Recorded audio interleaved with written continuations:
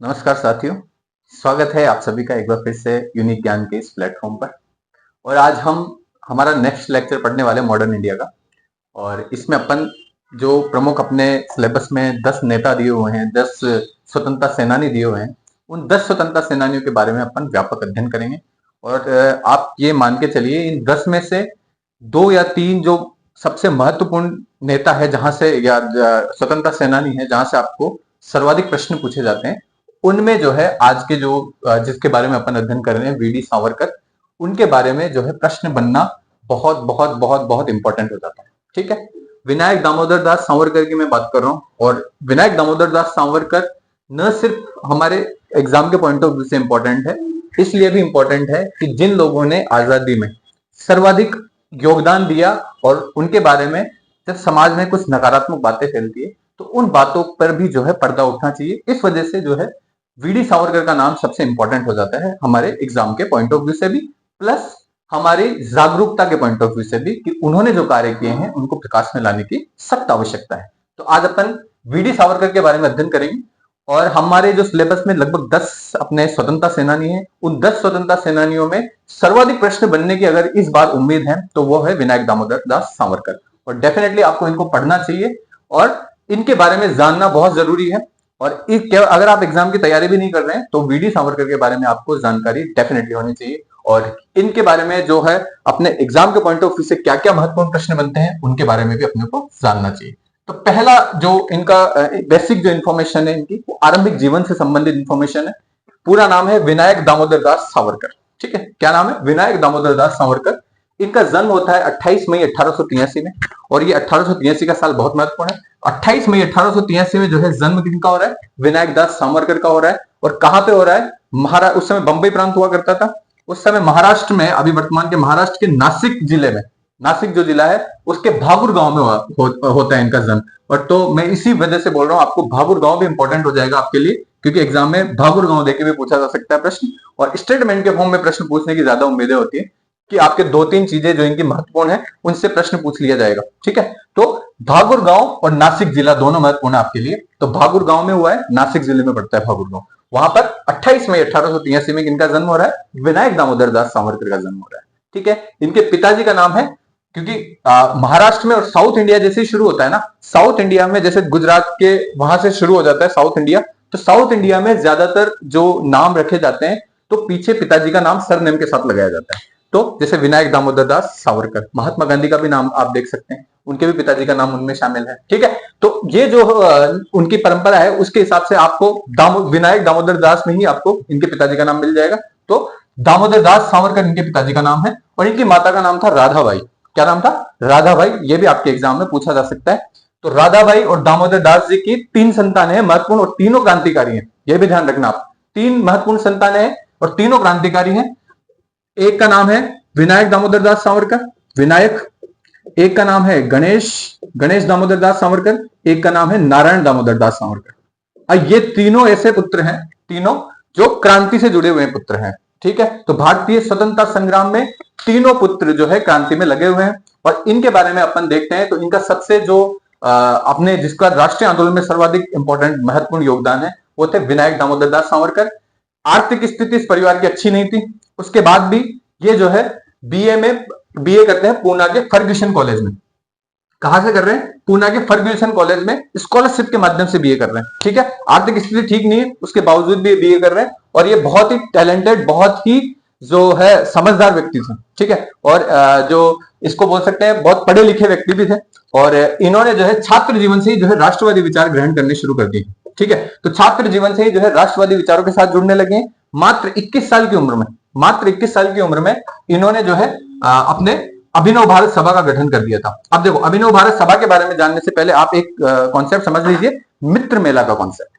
तो 1899 में इन तीनों भाइयों ने मिलकर डिसाइड किया कि हम जो क्रांतिकारी विचार है ना, इन क्रांतिकारी विचारों जब कॉलेज में ही थे, ठीक है, बीए में अपने पूना फर्ग्यूसन कॉलेज में ही थे, तो उन्होंने ये समझा कि इन क्रांतिकारी विचारों को ज्यादा से ज्यादा जो हमारे जितने भी क्रांतिकारी भाई हैं, जो लोग इस तरीके के विचार रखते हैं, उनका एक सम्मेलन होना चाहिए। ठीक है, उनका एक मेला लगना चाहिए। मेला का मतलब होता है कि जहां पर लोग जो है एक विचारधारा के लोग आके मिलेंगे और वो जो है अपन वहां पे क्रांतिकारी जो बातें हैं या किस तरीके से क्रांतिकारी गतिविधि अपने देश में होनी चाहिए, उन बातों को अपन वहां पे रखेंगे अपने अपनी। तो इस तरीके से एक 1899 में एक मित्र मेला का कॉन्सेप्ट ये लेके आए तीनों भाई, ठीक है। ये एकदम यूनिक कॉन्सेप्ट था, ठीक है, यूनिक कॉन्सेप्ट था।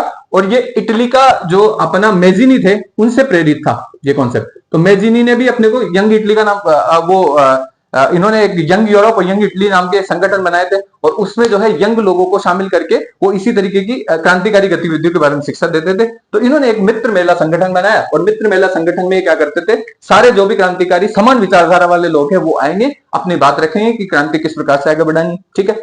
अब क्योंकि ये मित्र मेला है एक तरीके से, ये कोई क्रांतिकारी संगठन नहीं है, ठीक है। मेला और संगठन दोनों में अंतर है। तो ये मेला है, और मेले को संगठनात्मक एक ढांचा चाहिए था, इसलिए 1904 में एक संगठन बनेगा, अभिनव भारत सभा। अब ये देखो, सिर्फ 21 साल की उम्र है इनकी, 21 वर्षीय विनायक दामोदर दास सावरकर अपना अभिनव भारत सभा का निर्माण कर रहे हैं। तीनों भाई शामिल है इसमें। अभिनव भारत सभा में बहुत सारे लोग आएंगे, और इन्होंने जो है बहुत सारी क्रांतिकारी गतिविधियों का जो है संचालन किया था। और ये अभिनव भारत सभा हमारे एग्जाम के पॉइंट ऑफ व्यू से सबसे महत्वपूर्ण प्रश्न है कि कौन से संगठन, अभिनव भारत सभा संगठन से जुड़े हुए प्रमुख क्रांतिकारी कौन है, तो वो कौन है, अपने विनायक दामोदर दास सावरकर। और आपके एग्जाम में ऐसा ही प्रश्न पूछा जाएगा। मित्र मेला से संबंधित भी कौन है, सावरकर। अभिनव भारत सभा से संबंधित भी सावरकर, ठीक है। अब अभिनव भारत सभा ने क्या क्या इंपॉर्टेंट काम किया कि 1905 में एक घटना होती है, अपने को पता है 1905 में बंगाल का विभाजन होता है, ठीक है। बंगाल का विभाजन होता है, और उसकी जो ज्वाला है पूरे भारत में फैलेगी। कहां पे, पूरे भारत में फैलेगी। और बंबई प्रांत में भी जो है उसकी ज्वाला जाएगी। और बंबई प्रांत में जो लीड करने वाले व्यक्तित्व हैं वो तिलक भी किससे प्रभावित है, विनायक दामोदर दास सावरकर से बहुत ज्यादा प्रभावित है तिलक भी, ठीक है, क्योंकि इनकी एक्टिविटीज इस तरीके की है विनायक दामोदर दास सावरकर की। तो बंबई में जो है बंग भंग का जो आंदोलन चला था, उसमें विदेशी वस्त्रों की व्यापक होली जलाने में इन विनायक दामोदर दास सावरकर का बहुत महत्वपूर्ण योगदान था, ठीक है। तो ये अभिनव भारत सभा संगठन के माध्यम से जो है बंग भंग के दौरान विदेशी वस्त्रों की होली जला रहे हैं कौन, सावरकर, ठीक है। तो ये एक ध्यान रख लेना कि मित्र मेला का गठन किया, अभिनव भारत सभा का गठन किया, और 1905 में जब बंगाल विभाजन हुआ तो उसमें विदेशी वस्त्रों की होली जलाने में इनका महत्वपूर्ण योगदान है। अब 21 साल में बीए कंप्लीट, ठीक है। जब इनका बीए कंप्लीट हो जाता है, बंबई में कोई काम नहीं है, ठीक है, तो तिलक जो है इनसे बहुत ज्यादा प्रभावित थे कि ये क्रांतिकारी युवक है और ये बहुत आगे जाएगा। तिलक को पता था पहले, तो तिलक जो है इनसे बहुत ज्यादा प्रभावित है। तो तिलक ने अपने इंग्लैंड में एक, क्योंकि पढ़ने में भी इंटेलिजेंट आदमी है, तो इंग्लैंड में एक बहुत बड़े क्रांतिकारी व्यक्ति हुआ करते थे, श्यामजी कृष्ण वर्मा। वो वहां पर जो इंडिया से जो जितने भी जो क्रांतिकारी बच्चे जाते थे उनके लिए उन्होंने एक हॉस्टल बना रखा था, उसका नाम था लंदन में इंडिया हाउस। क्या नाम था उस हॉस्टल का, इंडिया हाउस। बहुत महत्वपूर्ण, ध्यान रख लेना इस हॉस्टल का नाम। इस हॉस्टल में जितने भी भारत से क्रांतिकारी जाते हैं ना, वो कहां रुकते हैं, इंडिया हाउस में रुकते हैं, लंदन में, ठीक है। तो इंडिया हाउस जो है श्यामजी कृष्ण वर्मा चला रहे हैं, ठीक है। श्यामजी कृष्ण वर्मा ने इंडिया हाउस में इनको इन्वाइट किया कि आप जो है यहाँ पर बैरिस्टर की पढ़ाई करना आ जाओ, आप गरीब हो, आर्थिक स्थिति आपकी ठीक नहीं है, मैं समझता हूं। तो श्यामजी कृष्ण वर्मा ने इनको छात्रवृत्ति दी, और छात्रवृत्ति दी और आपको छात्रवृत्ति देके उनको बैरिस्टर की पढ़ाई के लिए वहां इंग्लैंड बुला लेते हैं। और इंग्लैंड में जो जाके ये छात्रवृत्ति के जो इनको मिली उससे जो है अध्ययनरत हो जाते हैं। अब इन्होंने पूरे 3 सालों की पढ़ाई की, लेकिन क्योंकि इंडिया हाउस में रह रहे हैं, क्रांतिकारी विचार है पूरे, है ना, और क्रांतिकारी विचार है तो कुछ क्रांतिकारी गतिविधियों में शामिल होंगे, ठीक है। अभी पढ़ेंगे अपन कौन कौन सी क्रांतिकारी गतिविधियां करेंगे। तो जब शामिल होंगे, है ना, विचार भी क्रांतिकारी है, और ये एक तरीके से लीडर भी है, नेता भी है ना, बड़े। तो जब सीधे सीधे प्रत्यक्ष से इनका नाम आने लग जाता है क्रांतिकारी गतिविधियों में, तो जब ये बैरिस्टर का पूरा अध्ययन भी कर लेंगे, पढ़ाई भी कर लेंगे, तो इनको बैरिस्टर की डिग्री नहीं दी जाएगी कॉलेज की तरफ से, ठीक है। तो ये भी ध्यान रख लेना कि कौन से क्रांतिकारी नेता है जिन्होंने बैरिस्टर की पढ़ाई पूरी की लेकिन उनको डिग्री नहीं दी गई, तो वो कौन है, विनायक दामोदर दास सावरकर, ठीक है। फिर अपन देखते हैं इंडिया हाउस में इनकी क्या क्या गतिविधियां रही है। बहुत महत्वपूर्ण है, क्योंकि इनकी जितना भी क्रांतिकारी जीवन है ना, उनका जो सबसे महत्वपूर्ण कार्य इन्होंने किए हैं ना, वो इंडिया हाउस से किए, लंदन में बैठ के, ठीक है। तो 1907 में अपने लंदन में बैठे हुए हैं, और 1907 में लंदन में बैठे हुए हैं और क्रांतिकारी लेख वहां से शुरू कर देंगे लिखना, ठीक है। बहुत सारे क्रांतिकारी लेख लिखेंगे। बहुत सारी जो फेमस किताब अपने जो उस समय मैगजीन चलती थी, जैसे भारतीय समाजवादी मैगजीन चलती थी, युगांतर मैगजीन चलती थी, तलवार मैगजीन चलती थी, वहां पर इनके आर्टिकल्स आया करते थे, क्रांतिकारी आर्टिकल्स, है ना। तो बहुत फेमस क्रांतिकारी आर्टिकल्स जो है प्रकाशित करवाया करते थे, कहां पे, इन तीनों पत्रिकाओं में। और ये तीनों पत्रिकाएं जो है क्रांतिकारी पत्रिकाएं कहलाती है, तीनों जो है क्रांतिकारी विचारों को रखती है, ठीक है। अब जो है ये भारत में भी चल रही है, तो इनके लेख जो है भारत में पहुंच रहे हैं, क्रांति की ज्वाला भड़क रही है इनके लेखों में, ठीक है। तो अब एक इवेंट आता है, मैंने कहा था आपको 1857 क्रांति में भी हमने पढ़ाया था कि 1857 की क्रांति को जो है इन्होंने जो है भारत का पहला स्वतंत्रता संग्राम मानने वाले कोई पहले व्यक्ति थे, तो वो कौन? अपने सावरकर। तो भारत का पहला स्वतंत्रता संग्राम मानते हैं 1857 की क्रांति को।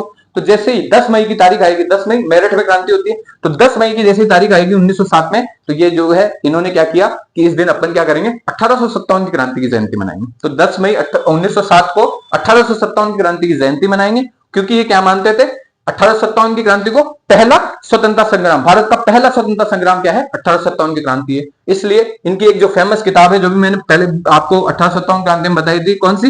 Indian war of independence. क्या नाम है इस किताब का? Indian war of independence. Indian war of independence में इन्होंने 1857 की जो क्रांति है उसको भारत का पहला स्वतंत्रता संग्राम माना है ना। तो ये जो है मूलतः तो मराठी में किताब लिखी गई थी। इन्होंने जो है, अपन वहां रहते थे तो मराठी में जो है ये किताब लिख दी गई थी, लेकिन जब ये यहाँ पर इंडिया हाउस में है ना, इंडिया हाउस में अंग्रेजी के बहुत सारे विद्वान बच्चे पढ़ते हैं, क्रांतिकारी बच्चे पढ़ते हैं, तो उन बच्चों के साथ मिलकर, यंग पीपल है, अभी 21-22 साल की उम्र है, एकदम यंग है, यंग खून है, तो इन सब ने मिलकर क्या किया था, इनके साथ 2-4 जो होनहार बच्चे थे, उन्होंने मिलकर इसका इंग्लिश ट्रांसलेशन किया, अंग्रेजी में अनुवाद किया, और अंग्रेजी में अनुवाद करके जो है इसको पब्लिश करवाया, और ये किताब बहुत धड़ल्ले से बिकी विदेशों में। कहा? अब देखो, ये उस समय जो है फ्रांस और इंग्लैंड की थोड़ी ठीक ठाक मित्रता होना शुरू हो गई थी, तो जितने भी भारतीय, जितने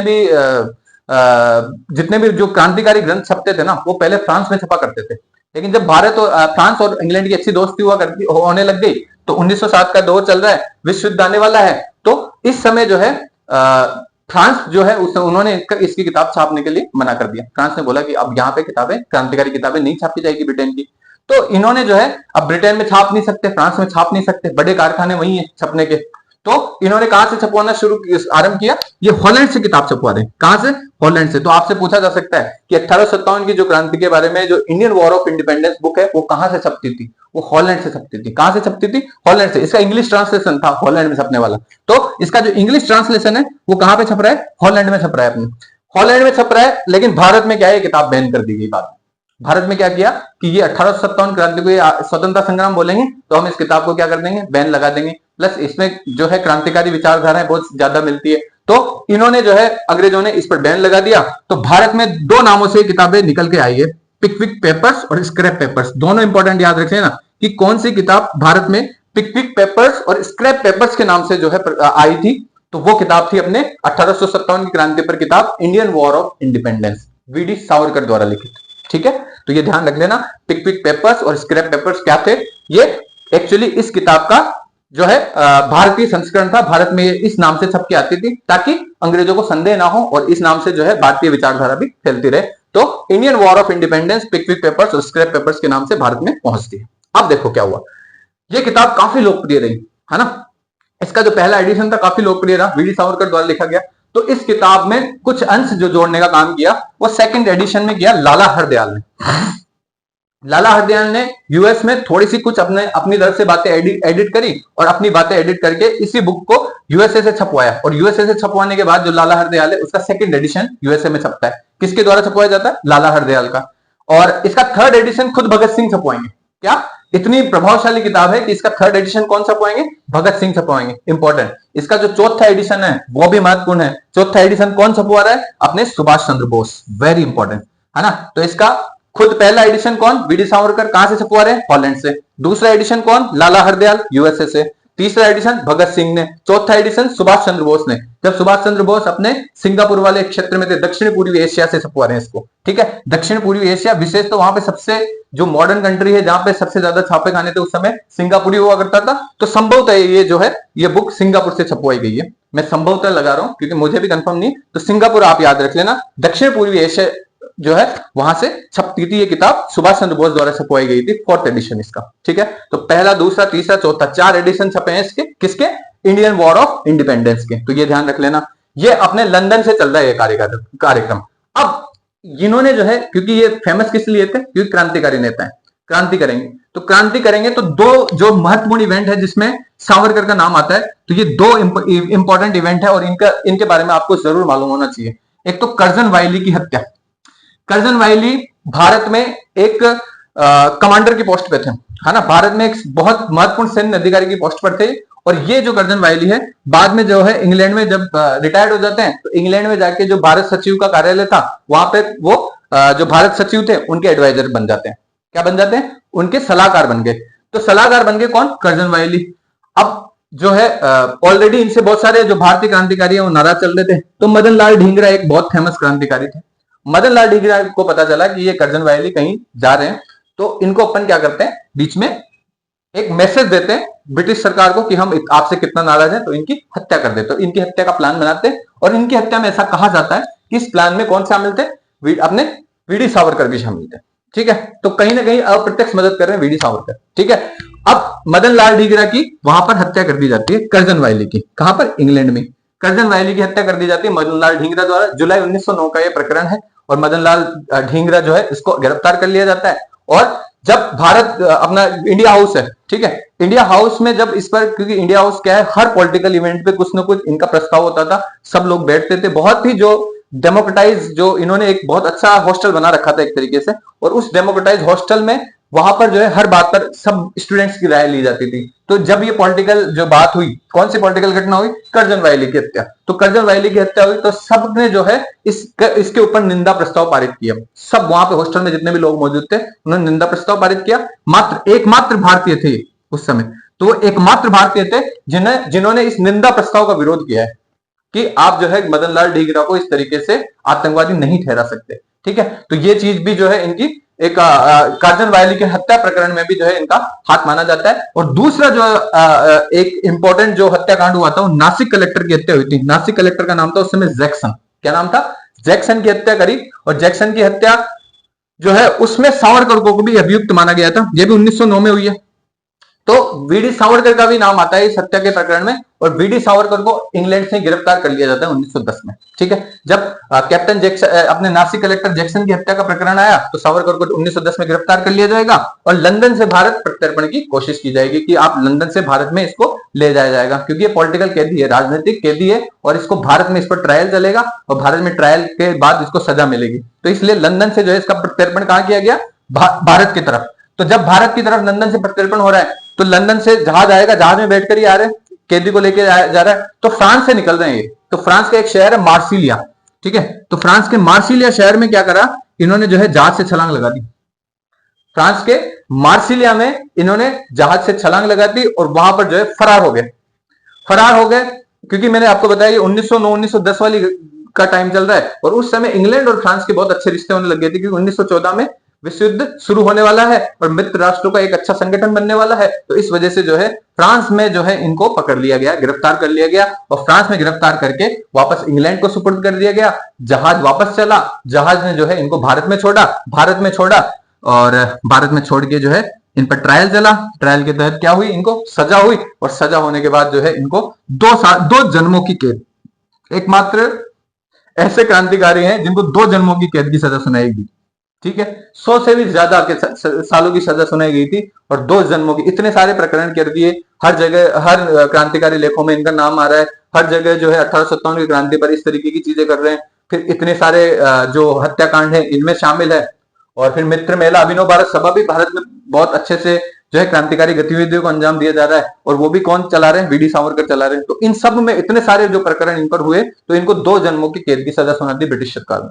ठीक है, तो ये एक इंपॉर्टेंट बात है कि कौन से क्रांतिकारी को भारतीय जो ब्रिटिश सरकार है उनके द्वारा 2 जन्मों की सजा सुनाई गई है, तो वो कौन थे? विनायक दामोदर दास सावरकर। तो वेरी इंपॉर्टेंट, वीर सावरकर भी इनको बोला जाता, तो वीर सावरकर थे वो व्यक्ति, ठीक है, जिनको 2 जन्मों की कैद सुनाई गई। अब 2 जन्मों की कैद सुनाई गई, अब ट्रायल चलेगा ना, उस दौरान ये 3 वर्ष भारत में ही कैद रहेंगे। ठीक है, तो नासिक में ट्रायल चलेगा तो 3 साल तक नासिक जेल में रहेंगे।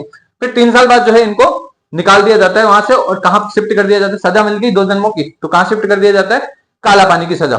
ठीक है, काला पानी की सजा देने के लिए उस समय एक ही जेल थी और वो थी अंडमान की सेल्यूलर जेल। अंडमान और निकोबार में एक जेल थी सेल्यूलर जेल, बहुत फेमस, और वहां पर जो है इनको काला पानी की सजा दे दी जाती है। और काला पानी की सजा जिनको मिलती थी उनको दामिली कहा जाता था। किनको? जो काला पानी की सजा जो भोगता था ना उसको क्या बोलते थे? दामिली। ठीक है, फिर वहां से भी फरार हो गए थे। ठीक है, तो 1911 से 1921 तक इनको काला पानी की सजा मिली है। तो ये भी एक इंपॉर्टेंट फैक्ट है। अब जो इनके विचार है ना, असली क्रांति इनके विचार हैं। ठीक है, तो विचारों का इनके विचारों के बारे में अपन जान लेते हैं। तो इनके विचार जो है अपने को बहुत सारी कृतियों में मिलेंगे। ठीक है, तो बहुत सारी कृतियां कौन कौन सी इनकी, इनके क्रांतिकारी लेख हैं जो तलवार में छप रहे हैं, युगांतर में छप रहे हैं, भारतीय समाजवादी में छप रहे हैं। ठीक है, ये तो है। इनके अलावा इन्होंने एक फेमस उपन्यास लिखा, उस उपन्यास का नाम था, इनको सजा किसकी मिली थी, काला पानी की। तो काला पानी नामक उपन्यास की रचना भी किन्होंने की, वीर सावरकर ने की है। दूसरा, इनकी जो आत्मकथा है उसका नाम है मेरा आजीवन कारावास। ये महत्वपूर्ण है, आपके एग्जाम में पूछे जाएंगे। क्या, मेरा आजीवन कारावास जो है इनकी आत्मकथा है, इनका उपन्यास है काला पानी, और बहुत सारे क्रांतिकारी लेख इन्होंने छापी रखे। ठीक है, अब वीर सावरकर की जो सबसे महत्वपूर्ण जो देन है वो इनके सामाजिक विचारों से निकल कर आ गई। ये भारतीय समाज और भारतीय हिंदू जाति की व्यवस्था के बारे में क्या समझते थे, उन्होंने अपने सामाजिक विचार रखे हैं विभिन्न लेखों में। ठीक है, तो सबसे पहले जो सबसे ज्यादा जो जिस चीज का ये विरोध करते थे वो थी भारतीय जो जाति व्यवस्था है उसमें छुआछूत और जाति प्रथा का विरोध करते थे। कि भारतीय जो हिंदू है ना, वो हिंदुओं में सबसे बड़ी प्रॉब्लम क्या है, ये छुआछूत और जाति प्रथा। इसका सबसे ज्यादा पुरजोर विरोध किया है वीर सावरकर ने। वीर सावरकर ने जाति प्रथा के बारे में कहा है कि जो हिंदू समाज के पतन का जो सबसे मूलभूत कारण है ना, वो पतन का कारण क्या है, जाति। ठीक है, तो जाति को इतना ज्यादा, जाति और छुआछूत को इतना ज्यादा नापसंद करते थे वो, कि हिंदू समाज के पतन का कारण क्या मानते हैं वो, सावरकर, जाति प्रथा और छुआछूत दोनों को। तो इन्होंने क्या किया, दो इंपॉर्टेंट काम किए। जो बंबई वाला एरिया, बंबई शहर है, बंबई शहर में एक मंदिर बनाते हैं कि उस समय जो है मंदिरों में अछूतों का आगमन नहीं था, तो मंदिर बनाया जाता है पतित पावन मंदिर। क्या, पतित पावन मंदिर का निर्माण किया जाता है, किनके द्वारा, वीडी सावरकर के द्वारा। तो पतित पावन मंदिर का निर्माण किया जा रहा है बंबई में, और बंबई का ये जो मंदिर है ना, इस सभी जातियों के लिए हमेशा इसके दरवाजे खुले हैं। ठीक है, ये बात वहां पर लिखवा दी जाती है, और सभी जातियों के लिए जो है ये यहाँ के दरवाजे खुले हैं ऐसा लिखाई दिया जाता है, और पतित पावन मंदिर का निर्माण करते हैं बंबई में, ताकि किसी के साथ जो है छुआछूत का व्यवहार नहीं हो। तो जाति उद्धार में ये एक इनके द्वारा किया गया माइलस्टोन था। फिर 1931 में बंबई में क्या किया इन्होंने, अस्पृश्यता उन्मूलन सम्मेलन का आयोजन करा। ठीक है, बंबई में एक सम्मेलन होता है बहुत फेमस, अस्पृश्यता उन्मूलन सम्मेलन, और उस अस्पृश्यता उन्मूलन सम्मेलन का अध्यक्ष किसको बनाया जाता है, उसका अध्यक्ष बनाया जाता है अपने वीडी सावरकर को। ठीक है, तो 1931 के अस्पृश्यता उन्मूलन सम्मेलन में अध्यक्ष बनाते हैं वीडी सावरकर को, और बंबई में पतित पावन मंदिर का निर्माण करा किसने करवाया, ये वीडी सावरकर ने करवाया। ठीक है, इनका मानना था कि हिंदू समाज है ना बेसिकली 7 बेड़ियों में बंधा हुआ है। ये 7 बेड़ियां है ना जो हिंदू समाज को बंदी बनाती है। ये कौन कौन सी 7 बेड़ियां हैं, ये बहुत महत्वपूर्ण है, ध्यान रखना ना। ये आपको स्पष्ट रूप से इनके विचार समझाने के लिए है कि किस प्रकार की बेड़ियां जो है हिंदू समाज में प्रचलित है। एक तो है स्पर्श बंदी। ठीक है, लोग एक दूसरे को छूने से डर रहे हैं, है ना। हिंदू समाज में एक जाति का लोग दूसरी जाति को छू नहीं रहा है, स्पर्श बंदी, अस्पृश्यता फैली हुई है हिंदू समाज में। तो ये पहली बंदी है, सबसे पहली बेड़ी है हिंदू समाज की। दूसरी बंदी बेड़ी क्या है, रोटी बंदी। एक दूसरे का छुआ हुआ खाना नहीं खाया जाता है। ठीक है, एक दूसरे के जो फंक्शन है, सामाजिक फंक्शन है, उसमें एक दूसरे लोग खाना, एक जाति के लोग दूसरी जाति में खाना खाने नहीं जा रहे। तो ये क्या हो गई, रोटी बंदी। ठीक है, क्या हो गई है, रोटी बंदी, स्पर्श बंदी, रोटी बंदी, बेटी बंदी। शादियां एक समाज के लोग दूसरे समाज में नहीं कर रहे। ठीक है, ये कौन सी बंदी होगी, रोटी बेटी बंदी, है ना। यानी कि कोई भी वैवाहिक संबंध नहीं स्टेब्लिश हो रहा है एक समाज से दूसरे समाज, तो जाति प्रथा कैसे खत्म होगी। ठीक है, ये 3 जो महत्वपूर्ण चीजें है ना, कि एक तो छूना नहीं दिया जा रहा है, फिर रोटी की भी बंदी लगा दी जा रही है, मतलब भोजन भी एक दूसरे के साथ नहीं किया जा रहा है, बेटी की बंदी लगा दी जा रही है, सामाजिक जो है वैवाहिक जो 2 समाजों में वैवाहिक मिलन था वो हो नहीं पा रहा है। चौथा, व्यवसाय बंदी, कुछ जाति के लोग दूसरी जाति के साथ व्यवसाय भी करना पसंद नहीं करते हैं, तो ये व्यवसायिक बंदी है। ठीक है, तो ये व्यवसाय बंदी भी जो है हिंदू समाज का कुलक्षण है। फिर जो ये 4 बंदियां तो हमारे हिंदू समाज की 4 बेसिक प्रॉब्लम है। ठीक है, जहां पर सामाजिक समव्यवहार में दिखती है। फिर 5वीं बंदी है सिंधु बंदी। सिंधु मतलब सिंधु नदी के पार अपने को विदेश यात्रा नहीं करनी, सिंधु नदी के उधर जाएंगे ही नहीं हम। ठीक है, तो ये कौन सी बंदी है, सिंधु बंदी है, यानी कि विदेश यात्रा बंद कर दी गई है हमारे द्वारा। ठीक है, जब विदेश यात्रा नहीं करोगे हिंदू धर्म के लोगों, तो आपका जो है मनोवैज्ञानिक जो उत्थान है वो कैसे होगा, आपको कैसे पता चलेगा दुनियादारी में क्या क्या चीजें चल रही है। ठीक है, दुनिया की समझ नहीं हो पाएगी, दुनिया में जानकारी नहीं हो पाएगी, तो आप वैसे पिछड़े के पिछड़े रहोगे। ठीक है, जैसे कहते हैं ना ठहरा हुआ पानी सड़ जाता है, तो आप ठहरे हुए पानी की तरह अगर आप विदेशों में जाके वो एक्सप्लोरेशन नहीं लोगे, वो एक्सप्लोर नहीं करोगे उनके समाज को, तो आप किस तरीके से जो है आगे बढ़ोगे। तो ये सिंधु बंदी के नाम से जो है इन्होंने विदेश यात्रा का समर्थन किया कि भारतीयों को बाहर निकलना चाहिए, विदेश यात्रा करनी चाहिए।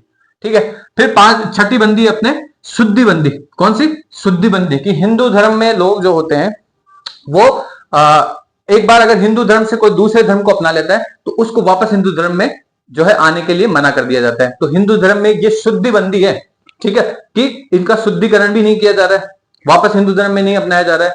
तो ये जो है हिंदू धर्म के लिए ये अपने ये भी एक तरीके से 7 बेड़ियों का पार्ट है। फिर एक वेद बंदी, लोग जो है वेदों पर जो है एकाधिकार करके बैठे हुए हैं, विशेषतः ब्राह्मण वर्ग, ठीक है। तो ब्राह्मण वर्ग वेदों पे एकाधिकार करके बैठा हुआ है, इसलिए जो रियल नॉलेज है ना वो सामान्य जनता तक नहीं फैल रहा है। और जब रियल नॉलेज सामान्य जनता तक नहीं फैलेगा तो आप जो है एक तरीके से आपका ज्ञान का परिवर्धन नहीं होगा, और जो सामान्य ज्ञान है वो एक पर्टिकुलर समाज के जो है इर्द गिर्द रहेगा। तो इसलिए वेद मंदी को भी इन्होंने जो है उचित नहीं ठहराया, अनुचित ठहराया, ठीक है। तो ये 7 टाइप की जो बेड़ियां हैं उनकी आलोचना कौन करते हैं? वीडी सावरकर आलोचना करते हैं। ध्यान रख लेना, ये इंपॉर्टेंट है, 7 बेड़ियां वीडी सावरकर की। फिर एक जो है हिंदू महासभा और सावरकर के बारे में क्या क्या संबंध है। हिंदू महासभा एक संगठन है, बहुत महत्वपूर्ण संगठन है ना, हिंदुओं की जागृति के लिए संगठन बनाया गया था। तो हिंदू महासभा का एक अधिवेशन होता है 1937 में, अहमदाबाद वाला अधिवेशन, ठीक है। तो हिंदू महासभा के अहमदाबाद वाले अधिवेशन में क्या किया इन्होंने, इनको अध्यक्षता का पद दिया गया, ठीक है। तो हिंदू महासभा में उस समय हिंदुओं का सबसे बड़ा नेता कौन? वीडी सावरकर। तो वीडी सावरकर को हिंदुओं का सबसे बड़ा नेता स्वीकार करके अध्यक्ष पद दे दिया जाता है अहमदाबाद अधिवेशन 1937 में, वेरी इंपॉर्टेंट। और 10 साल तक ये अध्यक्ष रहेंगे, 1937 से लेकर 1943 तक, ठीक है। 7 साल, सॉरी 10 साल नहीं, 7 साल इसके अध्यक्ष रहेंगे। बहुत महत्वपूर्ण बात है, 7 साल तक हिंदू महासभा के अध्यक्ष का पद किसने धारण किया? ये वीर सावरकर ने किया, ठीक है। हिंदू उत्थान का आह्वान किया है इन्होंने यहां से, अहमदाबाद अधिवेशन से। हिंदू उत्थान का आह्वान कहां से किया है? अहमदाबाद वाले अधिवेशन से। और इसी अधिवेशन में जो है इन्होंने एक डिक्लेरेशन किया कि हम भविष्य में जो हमारी राजनीति होगी, ठीक है, भविष्य में हमारी जो राजनीति होगी विशुद्ध हिंदू राजनीति होगी। ये डिक्लेरेशन कहां से किया है?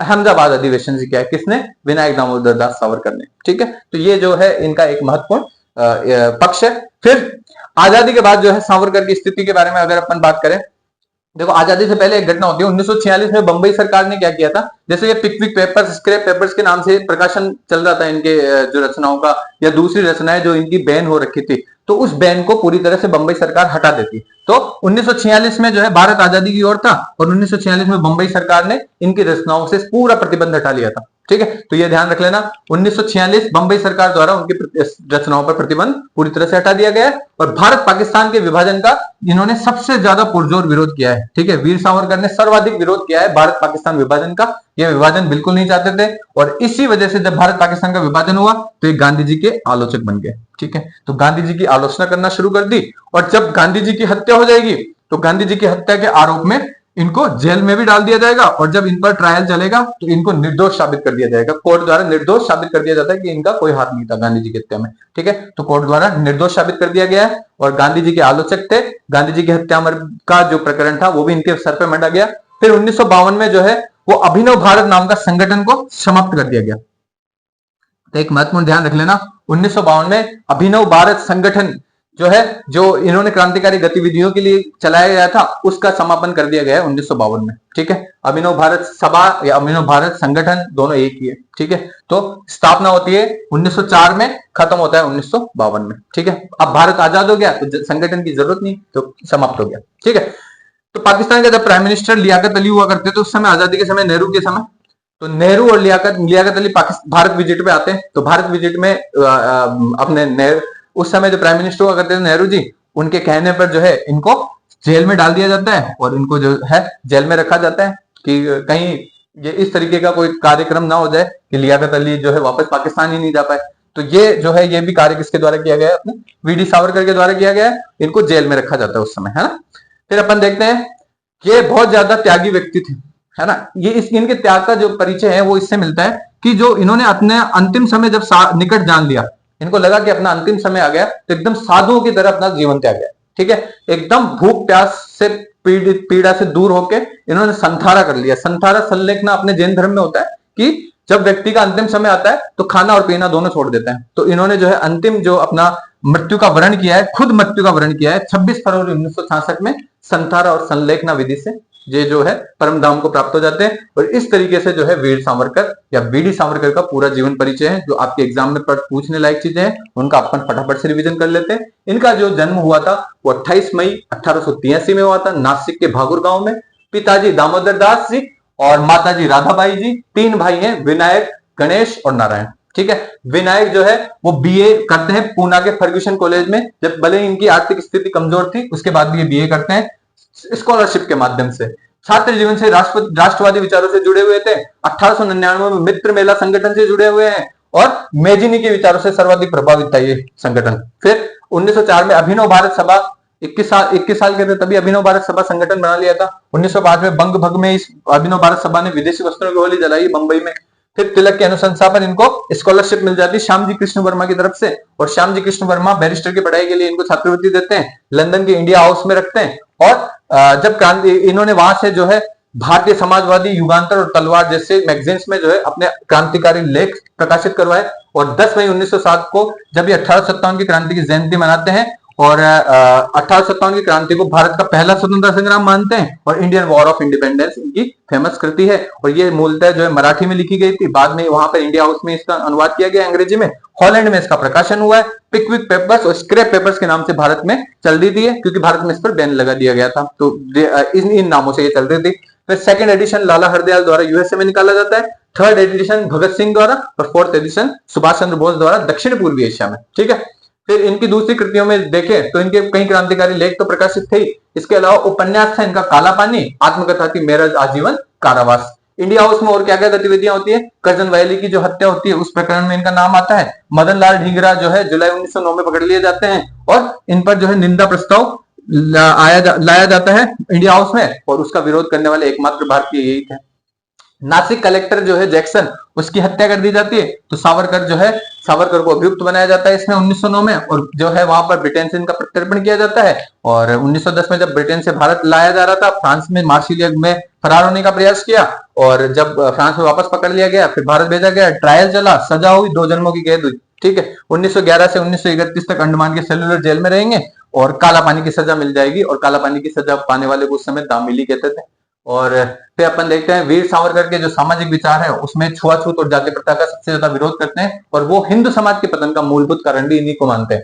बंबई में पतित पावन मंदिर की स्थापना करी जो सभी जातियों के लिए हमेशा खुला रहता था, जिसके दरवाजे, और 1931 में बंबई में अस्पृश्यता उन्मूलन सम्मेलन ये उसके अध्यक्ष रहे थे। फिर अपन देखते हैं हिंदू समाज 7 बेड़ियों में जकड़ा हुआ है, ये बात हम मानते हैं, और स्पर्श बंदी, रोटी बंदी, बेटी बंदी, व्यवसाय बंदी, सिंधु बंदी, शुद्धि बंदी और वेद बंदी मैंने बहुत डिटेल में अच्छे से आपको बताया।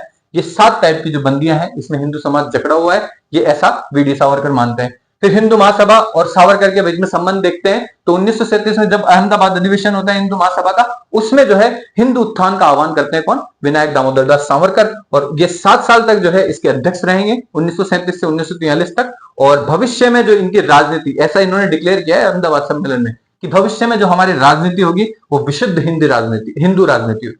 फिर आजादी के बाद सावरकर का जो योगदान है वो भी देखा जाता है कि 1946 में जो है बंबई सरकार ने उनकी रचना, जितनी भी रचनाएं थी उन पर प्रतिबंध हटा लेंगे, और भारत पाकिस्तान विभाजन के विरोधी थे, गांधी जी के आलोचक थे। गांधी जी की जो हत्या का आरोप इन पर लगाया गया, इन पर ट्रायल चला, जो है ट्रायल में जज ने इनको निर्दोष करके विमुक्त कर दिया। 1952 में जब अभिनव भारत सभा संगठन को ये समाप्त कर देते हैं, और लियाकत अली जब पाकिस्तान का प्राइम मिनिस्टर यहाँ पे आएगा भारत में, तो उस समय जो है इनको जेल में रखा जाता है उनके पाकिस्तान के प्राइम मिनिस्टर के प्रोटेक्शन की वजह से।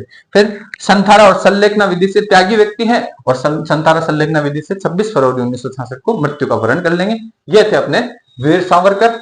और अब जो नेक्स्ट 9 नेता बच रहे हैं, कोशिश करेंगे उनको जल्दी 1 लेक्चर या 2 लेक्चर में आपको 1 2 नेता होंगे पूरे, ठीक है। क्योंकि आपको जो है इनकी डिटेल में आपको अगर चीजें नहीं पता होगी ना तो वहां पे आप प्रश्न नहीं बना पाओगे, ठीक है। तो आपके प्रश्न सही होने का जो सबसे ज्यादा प्रोबेबिलिटी रहेगी वो यही रहेगी, हम 1 लेक्चर में 1 क्रांतिकारी को पूर्ण करें, ठीक है। और ये बहुत महत्वपूर्ण चीजें हैं, इनको आप इग्नोर नहीं कर सकते। और वो जो एग्जामिनर आपको प्रश्न देगा फर्स्ट ग्रेड में, चाहे जीएस का ही है, लेकिन जीएस में जो प्रश्न देगा वो अगर क्रांतिकारी को नाम लिखा हुआ है तो वो अंदर से प्रश्न देगा, ठीक है।